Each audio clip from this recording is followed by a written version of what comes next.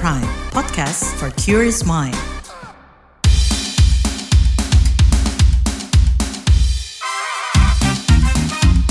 What's Trending KBR Pagi, siaran pagi radio paling update. Hai semuanya, ketemu lagi di What's Trending bareng Lea Baneza.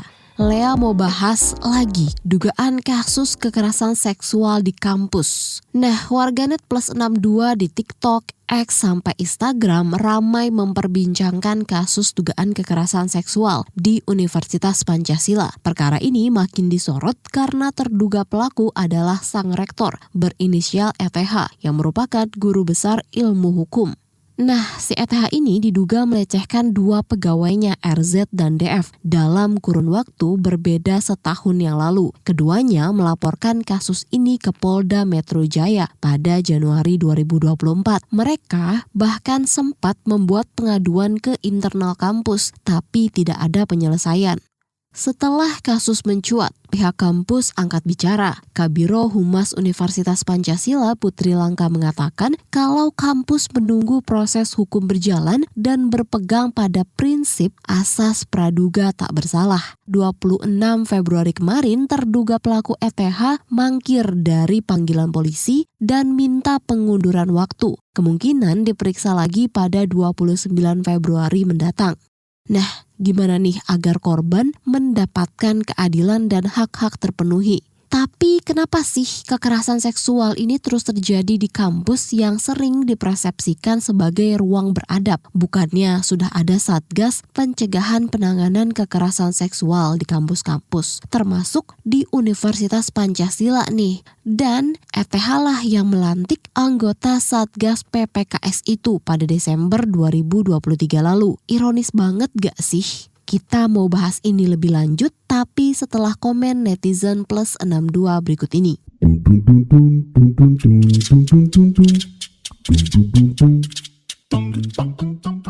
Yang pertama, tanya XX. Gak bisa berkata apa-apa lagi. Miris banget pokoknya. Sekelas rektor aja kayak gini. Gimana sistem pendidikan di Indonesia mau maju? Pokoknya harus diusut tuntas rektor Universitas Pancasila. Lanjut @Zendaya XX. Pecat, copot gelar profesornya. Kemungkinan yang kayak gini korbannya bukan cuma satu atau dua. Cuma pada gak berani speak up aja karena pelakunya seorang rektor. @THSLiveXX. Astagfirullah, sekelas rektor loh ini. @QueenXX. Geram deh gue. @premium_XX. Hai teman-teman, apakah teman-teman pernah mendengar stigma-stigma yang ditunjukkan kepada korban kekerasan seksual? Stigma tersebut dapat membuat korban merasa terisolasi dan tidak didukung. Untuk itu, kita perlu memahami dan melawan stigma tersebut. @nothingxx. Ya, korban kekerasan seksual memang harus dibela dan didukung. @psychxx. Kasus-kasus kayak gini bikin makin pengen buat bangun rumah singgah lembaga advokasi sama bantuan hukum korban kekerasan seksual dan KDRT. It's getting screwed up. Aku liatnya frustasi sendiri. Yang terakhir @senyumxx. Sepertinya bukan cerita baru. Cuma baru ketahuan. Tuntaskan.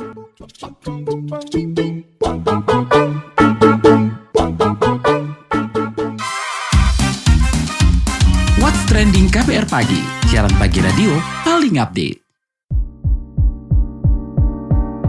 Kata Ketua Serikat Pekerja Kampus SPK Dia Al-Uyun, korban kekerasan seksual harus dilindungi, mendapatkan tempat yang aman dan kasusnya dituntaskan. Lebih jauh soal perlindungan bagi pekerja kampus yang mengalami kekerasan seksual, kita obrolin bareng Ketua Serikat Pekerja Kampus SPK Dia Al-Uyun. Aku pertama mungkin mau meminta tanggapannya terkait dengan kasus ini. Gimana sih tanggapan dari Serikat Pekerja Kampus terkait kasus kekerasan seksual di Universitas Pancasila? Mungkin ada catatan nggak, Bu? Sebenarnya saya belum istilahnya kalau kita bicara tentang kasus kekerasan seksual, sebenarnya kalau pekerja kampus punya standing yang sama begitu ya, kita menolak setiap bentuk kekerasan begitu ya. Bahkan di ADART kita itu jelas sekali gitu ya menyebutkan bahwa pelaku kekerasan seksual dilarang bergabung dengan Serikat Pekerja Kampus begitu. Oke. Bu, berarti apa aja nih yang harus dilakukan kampus agar korban ini mendapatkan keadilan dan haknya tuh terpenuhi begitu? Tentu saja korban berhak untuk didengar ya. Jadi seharusnya setiap kampus itu kemarin juga komunikasi dengan kementerian yang diinfokan dengan Komnas Perempuan begitu ya. Itu juga menyampaikan bahwa dari Kementerian Pendidikan itu sudah 100% memiliki Satgas PPKS begitu. Jadi kan Satgas ini kan mestinya bisa gercep ya melihat adanya kasus kekerasan seksual yang terjadi gitu. Dan pimpinan harus punya komitmen untuk melaksanakan rekomendasi setelah proses investigasi ataupun penanganan yang dilakukan oleh Satgas itu. Tapi kenapa sih Bu sebenarnya kekerasan seksual ini masih terjadi di kampus gitu? Padahal kan udah ada aturan ya Bu ya, Permendikbud, dan publik sendiri juga kan sebenarnya kalau terkait kekerasan seksual bisa dibilang sudah makin aware gitu ya? Iya, kekerasan seksual itu sebenarnya bisa menyasar siapapun begitu ya. Situasi ini terjadi tentu saja karena adanya ini ya, jadi korban juga tidak bisa disalahkan dari situasi adanya kekerasan seksual itu, tapi sebenarnya yang harus kita lihat lebih jauh itu ada pelaksanaan sistem-sistem apa yang memungkinkan terjadinya kekerasan seksual itu menjadi berlarut-larut begitu. Saya yakin kejadian kekerasan seksual itu tidak terjadi sekali begitu ya, melihat dan proses korban untuk berjuang hingga kemudian bisa terungkap itu adalah perjuangan yang luar biasa ya, keberanian yang luar biasa. Oke, baik. Bu, apakah artinya sejauh ini Satgas PPKS ini masih belum optimal perannya untuk mencegah si kasus kekerasan atau menangani kasus gimana Bu? Iya, sebenarnya ini menjadi evaluasi ya bagi Satgas PPKS ataupun kementerian begitu ya. Jangan sampai kemudian terbentuknya Satgas ini hanya selesai pada tataran dokumentasi dan sebagainya saja begitu. Tapi memang harus ada komitmen bahwa kampus itu memang melaksanakan begitu. Tapi seringkali memang di dalam lingkungan kampus itu kita melihat ada kondisi patron klien ya, di mana kemudian ada ketertundukan atasan, ketertundukan bawahan terhadap atasan yang luar biasa. Sehingga dalam kasus-kasus seperti ini, apalagi Universitas Pancasila juga masih sangat kuat sekali ya patron kliennya begitu ya. Itu sangat memungkinkan sekali kemudian ketika ada situasi-situasi buruk itu dianggap sebagai pencemaran nama baik, sehingga kemudian pihak atasan itu tidak melihat dari segi atau sudut pandang korban begitu, tapi lebih kepada seolah-olah ingin menyelamatkan institusinya dari suara-suara yang tidak diharapkan gitu. Jadi terjadinya kekerasan seksual itu seringkali kemudian dikontestasikan dengan usaha untuk menjaga nama baik itu sendiri. Oke Bu, tapi kalau misalnya melihat penanganan mungkin di kampus negeri sama swasta itu sebenarnya sama aja atau ada bedanya nggak sih Bu? Atau mungkin kalau di swasta pengaruh mungkin kayak jabatan segala macam ini lebih tinggi gitu? Sebenarnya tidak ada perbedaan ya, karena semua tunduk juga pada ketentuan yang diberikan oleh Permendikbud nomor 30 tahun 2021 begitu. Sudah ada ikatan bahwa Satgas itu memang harus melaksanakan tugasnya, dan situasi ini akan berbeda ketika kemudian justru yang mengambil keputusan, artinya ketika keputusan dalam lingkungan itu adalah rektornya, tapi kalau rektornya yang kemudian menjadi tersangka pelaku, maka tentu saja itu perlu tim independen begitu ya. Senatnya harus turun dan harus memproses kasus ini dengan seadil-adilnya. Dan yang utama adalah perlindungan korban. Korban ini harus selain mengadukan ke institusional universitas, korban ini juga harus didampingi untuk mendapatkan perlindungan LPSK. Karena situasi-situasi ini sangat mungkin sekali kemudian korban didesak, korban diminta untuk mencabut laporannya dan sebagainya, dan itu seringkali dalam kasus kekerasan seksual itu terjadi dengan mudahnya karena relasi yang timpang ini. Jadi sebaiknya korban dalam perlindungan LPSK. Oke, terima kasih Mbak Dia. Nah, Lea pernah baca tulisan Profesor Sulistiowati Irianto, guru besar ilmu hukum di UI, tentang kekerasan seksual di kampus. Prof. Sulis bilang kalau kekerasan seksual termasuk kejahatan yang merendahkan kemanusiaan. Salah satunya karena dampak ke korbannya. Sekarang Lea mau bahas nih tentang seberapa besar sih damage kasus kekerasan seksual pada korban bareng psikolog Mutiara Maharini. Mahari, ini kalau misalnya nih ya, korban gak dapat support, gak dapat dukungan, apa sih dampaknya ke psikologis si korban kekerasan seksual ini? Oke, jadi pasti kita semua bisa berempati lah ya bahwa yang namanya korban kekerasan seksual, untuk dia berbicara, berani menyatakan apa yang dia alami saja, pasti sudah banyak sekali ketakutan, kecemasan, rasa malu, bahkan rasa bersalah yang telah dilawan. Jadi ketika bercerita dan tidak mendapatkan respons yang sesuai, bahkan respons yang diberikan mungkin seakan-akan tidak mempercayai korban atau tidak menghiraukan apa yang dia alami, ini bahaya banget karena bisa mengurangi harapan dan juga bahkan membuat korban merasa putus asa. Yang tadinya korban melaporkan supaya bisa mendapatkan hasil yang baik, supaya bisa mendapatkan keadilan, dengan respon seperti itu, ini bisa sangat berdampak ke kesehatan mental dari korban tersebut. Oke, karena kalau si korban ini mau mengungkapkan kasusnya aja, itu berarti kan sudah butuh keberanian yang gede banget gak sih? Banget. Makanya kebanyakan korban itu nggak speak up, karena berat banget untuk bisa memberanikan dirinya itu. Oke, berarti harusnya nih Maharia, kalau kita ada di sekeliling korban gitu, support apa nih yang mestinya diberikan kepada korban ketika si korban ini ternyata sudah berani untuk mengungkapkan kasusnya? Minimal banget ya, kita perlu bisa menempatkan diri sebagai pendengar yang aktif. Jadi kita lagi cerita jangan nyela-nyela dia gitu ya, kita dengerin aja. Dan kita harus non-judgmental, kita jangan cepat-cepat mengambil kesimpulan, apalagi menyalahkan korban gitu ya. Dengerin aja dulu dan sebisa mungkin membantunya untuk memproses masalah ini secara hukum apabila ia bersedia. Oke, itu kan dari orang-orang yang mungkin ada di sekitar korban. Tapi kalau dari institusi mungkin kayak kampus atau dari pemerintah, perlu nggak sih nge-support si korban juga? Perlu banget, yang namanya perlindungan untuk korban ini perlu dari orang-orang sekitar, dari lingkungan, institusi, komunitas, dan juga hukum pastinya ya. Nah, kalau bisa banget idealnya kampus itu mengizinkan dirinya untuk istirahat atau berhenti sejenak dari tugasnya dan menyediakan tempat yang aman. Lalu bisa menyediakan bantuan fisik maupun psikologis, serta ikut serta dalam melancarkan proses hukum, supaya bisa segera mendapatkan keadilan. Oke, kepastian hukum berarti jadi hal yang penting, karena mungkin korban kalau mau ngelaporin juga takut ntar malah ditanya, lu beneran korban? Gitu kali ya? Bener banget. Itu jadi ketakutan terbesar sih untuk korban. Nah, Mahari, kalau dari secara general korban kekerasan seksual, dampak yang dihadapi atau persoalan mental apa sih yang mereka hadapi ketika mereka jadi korban kekerasan seksual gitu? Seberapa besar dampaknya? Dampak yang dihadapi oleh korban kekerasan seksual itu bisa sangat-sangat besar ya. Itu bisa jadi awal mula dari korban mengalami gangguan depresi, gangguan kecemasan, PTSD ya, karena kejadian tersebut adalah kejadian traumatis, maupun gangguan-gangguan kesehatan mental lainnya. Hal ini berarti bahwa dia bisa kehilangan produktivitasnya, dia bisa merasa terpuruk, lemah, tidak berharga, dan bahkan memiliki pikiran-pikiran untuk bunuh diri. Pulih dari trauma akibat kekerasan seksual akan membutuhkan waktu, dan banyak dari korban juga memerlukan bantuan layanan psikologis untuk bisa bangkit kembali. Jadi ini berat banget sih untuk dihadapi oleh siapapun, baik perempuan, laki-laki, status ekonomi apapun, itu pasti akan berat untuk menghadapi yang namanya kekerasan seksual.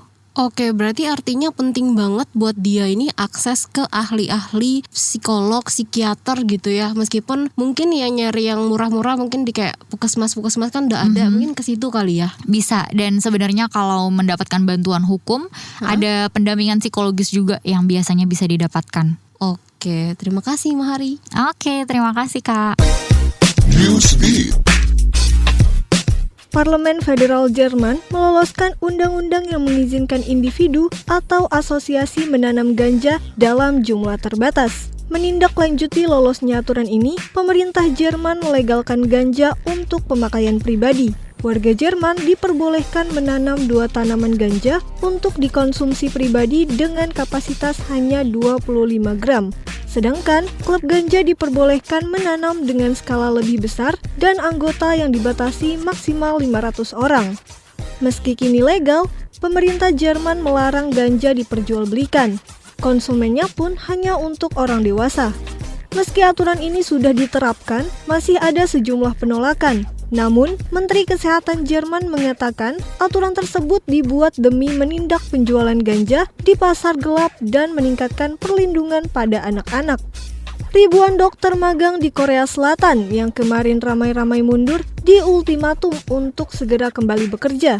Sebanyak 8.100 dokter magang tersebut resign karena memprotes penambahan kuota mahasiswa baru di sekolah kedokteran pada tahun ajaran 2025.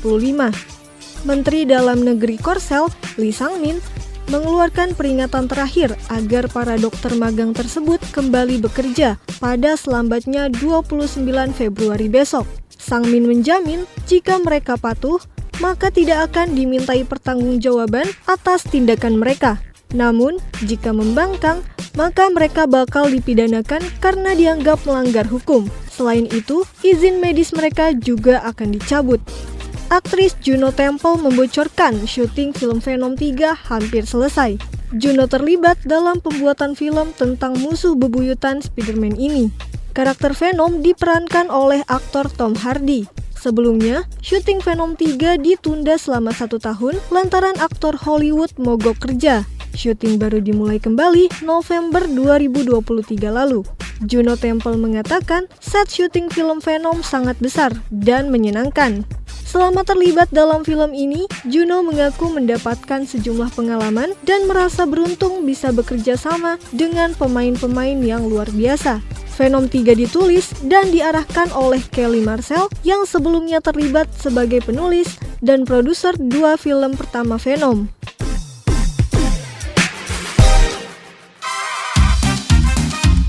What's Trending KBR Pagi, siaran pagi radio paling update. Masih bahas institusi pendidikan tinggi yang kembali tercoreng, dugaan kasus kekerasan seksual yang kali ini ada di Universitas Pancasila. Sebenarnya kasus-kasus seperti ini kan butuh banget nih dorongan yang kuat dari berbagai pihak agar nggak mangkrak kasusnya. Komnas Perempuan pasti jadi salah satu lembaga yang concern dengan kasus ini. Nah, bagaimana sikap dan tindak lanjut Komnas Perempuan? Lea bakal tanya langsung ke Ketua Komnas Perempuan Andi Yentriani. Aku mungkin pertama mau minta tanggapannya nih Mbak dari Komnas Perempuan terkait dengan kasus ini dan mungkin melapor nggak sih Mbak ke Komnas Perempuan dan mungkin ada tindak lanjut atau apa mungkin? Korban sudah melapor ke Komnas Perempuan di 12 Januari yang lalu dan memang kami masih melakukan pendalaman ya atas kasusnya tadi.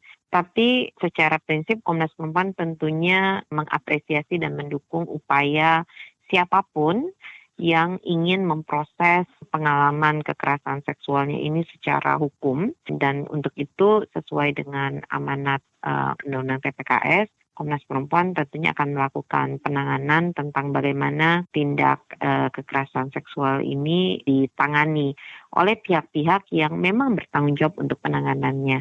Dalam hal ini baik itu pihak universitas maupun pihak kepolisian. Mbak, tapi kalau penanganan atau pendampingan terhadap korban gimana Mbak? Ini kan perlu dilindungi gitu ya, apalagi ini kasusnya sudah terblow up meskipun ada inisial, tapi kan ada kemungkinan diketahui juga identitasnya ya? Betul sekali. Memang ini kita sekali lagi ingin mengingatkan ya ke teman-teman media juga nih kalau dalam pemberitaan mungkin perlu memastikan juga soal pelindungan dari korban atau pelapornya. Tetapi di saat yang bersamaan karena juga sudah dilaporkan kepada pihak kepolisian, maka Komnas Perempuan tentunya mendorong pihak kepolisian untuk bekerja sama, berkoordinasi dengan UPTD Pelayanan Perempuan dan Pelayanan Terpadu untuk Perempuan dan Anak, juga dengan LPSK untuk memberikan pelindungan yang dibutuhkan. Kalau terkait dengan kasus kekerasan seksual di lingkungan kampus ini, sejauh ini data dari Komnas Perempuan mencatat ada berapa banyak Mbak? Mungkin dari tahun lalu ada nggak? Saya belum lihat lagi di Catahu ya, tapi memang tahun ini kan kami masih merekap untuk tahun 2023 dan akan dilansir di bulan Maret nanti. Oke, berarti kita tunggu update-nya ya Mbak ya? Betul, tapi memang dalam konteks tindakan kekerasan seksual di universitas utamanya yang dihadapi oleh orang-orang yang bekerja di sana ya. Sebetulnya kan ada 2 aturan lain selain Undang-Undang TPKS yang juga berlaku. Misalnya saja ada Permendikbud, Peraturan Menteri Pendidikan dan Kebudayaan nomor 30 tahun 2021 yang mewajibkan agar perguruan tinggi itu membangun mekanisme untuk pencegahan dan juga penanganan kekerasan seksual. Berarti artinya si korban ini butuh perlindungan gitu ya Mbak ya? Ya, dan kebutuhan perlindungannya itu bisa diberikan atau perlu diberikan oleh kampus sebagai kampus dan sebagai tempat kerja sesuai dengan peraturan yang mengatur ruang kampus dan ruang tempat kerja ini, maupun pihak kepolisian bisa berkoordinir dengan UPTD atau unit pelayanan terpadu untuk penanganan kasus perempuan dan anak. Jauh ini kalau dari Komnas Perempuan sendiri gitu ya, yang jadi tantangan mungkin atau hambatan dari penyelesaian kasus kekerasan seksual, padahal ini kan udah ada Permendikbud nomor 30 gitu ya, dan juga kampus-kampus juga sudah diminta untuk membuat satgas gitu ya Mbak ya. Nah ini apa Mbak yang jadi tantangan atau hambatannya mungkin? Kalau tantangan penanganan kasus kekerasan seksual, utamanya karena sifat dari atau karakter dari kasus kekerasan seksual itu sendiri. Jadi yang pertama, kasus kekerasan seksual ini kan faktor relasi kuasa yang timpang dan berlapis antara korban dan pelaku menjadikan kekerasan seksualnya bisa terjadi, tapi juga sekaligus membuat korban takut ya untuk melapor. Apalagi kalau pelakunya ini menentukan nasib dari si korban atau pelapornya. Yang kedua, seringkali kasus kekerasan seksual itu jadi di wilayah yang sunyi, jadi tidak ada saksi-saksi yang lain, sehingga seringkali posisi korban justru tidak diuntungkan karena dia dianggap sebagai orang yang baik itu menjadi penggagas dari ataupun menyebabkan tindakan kekerasan seksualnya bisa terjadi ataupun tidak dipercayai karena tidak ada yang melihat, tidak ada yang mengetahui secara langsung. Nah ini sebetulnya yang menyebabkan kekerasan seksual seringkali sulit ditangani dan korban juga menjadi lebih tertekan, takut, enggan, bahkan selain malu ya untuk melaporkan kasusnya. Sebenarnya perlu nggak sih Mbak mungkin penguatan supaya Satgas ini bisa lebih bergerak untuk membela korban gitu? Secara umum semua kampus di mana sudah ada ya Satgas ini memang masih membutuhkan penguatan baik di aspek kebijakannya, perangkat-perangkat yang bisa membantu maupun dukungan, baik termasuk dukungan politis gitu dalam melaksanakan tugasnya. Seringkali ini bukan saja karena ketidakpemilikan pada kapasitas, tapi juga karena tadi itu relasi kuasa yang timpang antara pelapor dan terlapor. Oke, relasi kuasa yang timpang. Oke, Mbak Andi udah jelas sekali, terima kasih banyak. Mencuatnya kasus kekerasan seksual di Universitas Pancasila ini makin bikin sadar nggak sih kalau hampir tidak ada tempat yang aman dari kekerasan seksual, termasuk di kampus atau universitas. Padahal ya, sudah ada Permendikbud tahun 2021 tentang pencegahan dan penanganan kekerasan seksual atau PPKS di lingkungan perguruan tinggi. Makanya, sejak itu banyak kampus yang membuat Satgas PPKS termasuk Universitas Pancasila. Nah, idealnya gimana sih kampus menangani kasus kekerasan seksual? Apalagi pelakunya punya jabatan elit seperti rektor. Kita bahas bareng dosen Fakultas Hukum Universitas Indonesia, Iva Kasuma, yang memang concern banget nih di isu kekerasan seksual.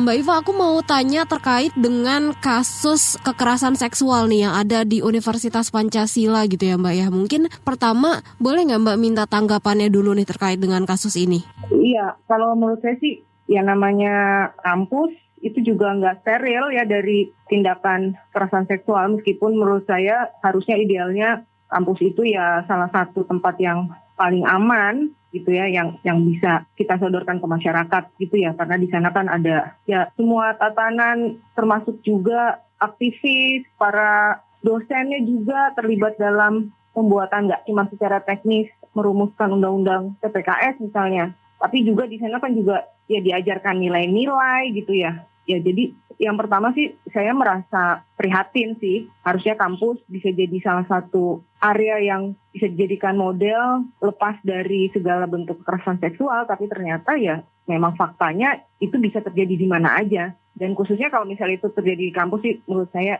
sangat prihatin. Oke, berarti tadi aku mau highlight sedikit kata-kata Kak Iva kalau kampus ini bukan tempat yang aman juga, tapi ada potensi kasus kekerasan seksual juga di situ gitu kan ya? Ya, karena selama ada relasi kuasa gitu, semua tempat di mana ada relasi kuasa di sana yang berpotensi untuk terjadinya kekerasan, termasuk kekerasan seksual. Oke Mbak, berarti artinya nih kampus sendiri tuh harusnya melakukan apa sih ketika ada kasus kekerasan seksual gitu? Kalau misalnya sudah ada Satgas PPKS ya, seperti di UI misalnya, kampus saya, ya itu akan gampang model perlindungannya. Korban akan dilindungi oleh PPKS, kemudian nanti proses-prosesnya juga disesuaikan dengan SOP yang sudah ada gitu ya. Karena kan lahirnya Satgas PPKS di kampus-kampus ini kan memang untuk merespons kasus kekerasan seksual yang terjadi di kampus yang seringkali memang melibatkan tidak hanya antar mahasiswa tapi juga bisa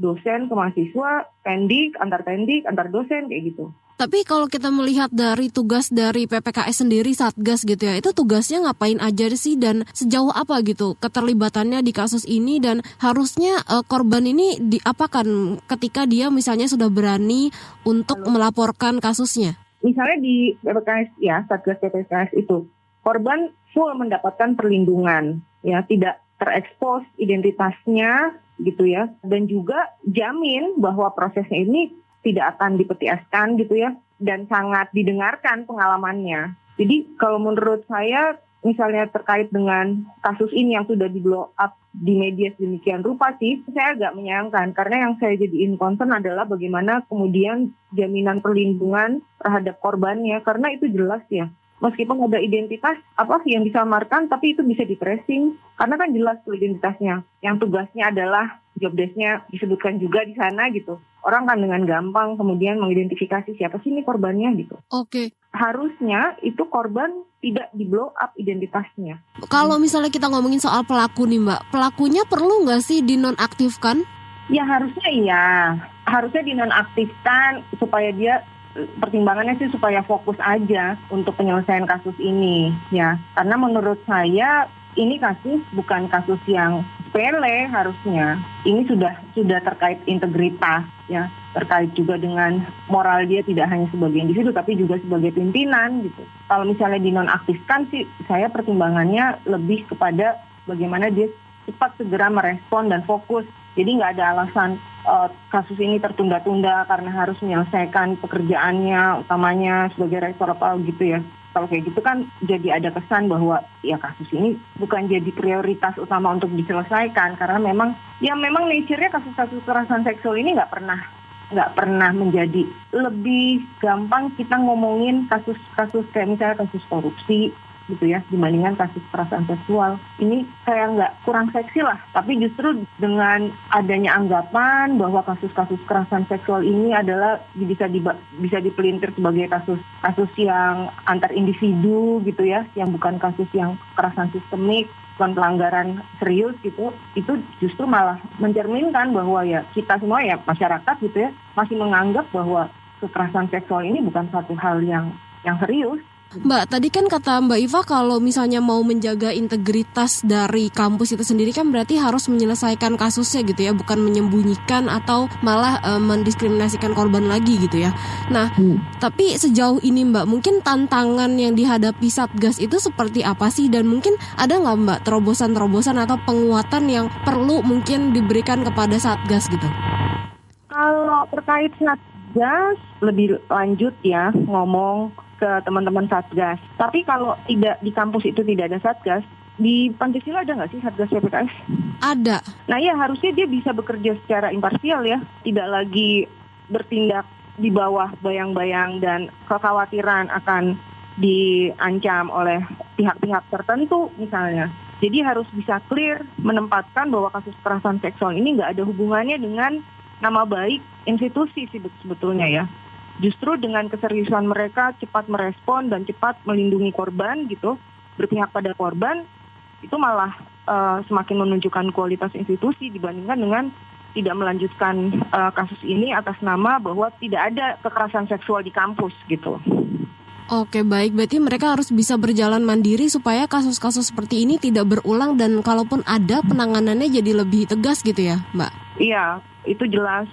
Ketidakberulangan itu juga harus dipastikan dengan program-program yang nyata gitu ya. Sejauh mana bentuk-bentuk penyadaran anti KS ini di kampus, bentuknya seperti apa, kayak gitu. Oke, terima kasih Mbak Via. Di akhir perjumpaan kita, saya mau ajak Anda menyimak rangkuman berita daerah pilihan dalam WhatsApp Indonesia berikut ini.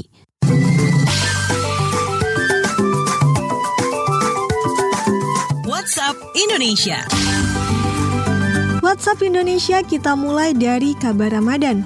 Kementerian Agama, Kemenak bakal menggelar sidang isbat untuk menentukan 1 Ramadan atau hari pertama puasa pada 10 Maret 2024. Rencananya, sidang bakal digelar secara daring dan luring di Auditorium HM Rasjidi Kementerian Agama, Jalan MH Tamrin, Jakarta Pusat.